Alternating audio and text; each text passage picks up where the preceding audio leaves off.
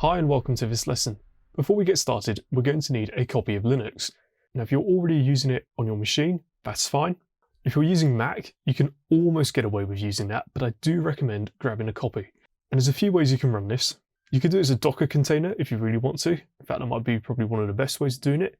You could even run it on AWS and connect to it via SSH and follow along with the course. But if you really want to, probably one of the best ways is running it in a VM, especially if you're on Windows or using a Mac.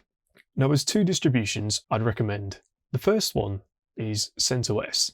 If you've heard of Red Hat Linux, you're probably aware that it is open source, but you do have to pay for support, so there is some sort of cost associated with it. So a lot of the companies I've been working with, what I've started seeing is they've started moving over to CentOS, and CentOS is massively popular. In essence, it's a complete rip of the open source project of Red Hat Linux, and hence why it's called the Community Enterprise OS. So it's exactly the same as Red Hat, but free and open source, and the keyword is free. Now it seems really great, and there's a reason I'm a little bit hesitant, which you're going to see.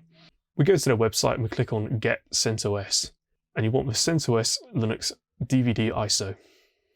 One of the issues here is that it's nearly 8 gigs in size, which is huge.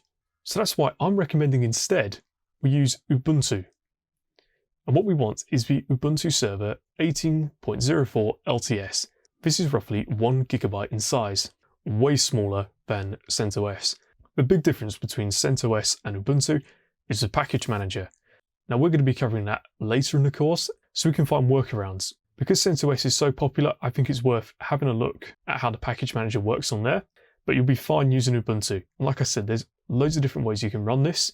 You could do this as a Docker container, you could do this as a VM, you could run it as an EC2 instance if you want.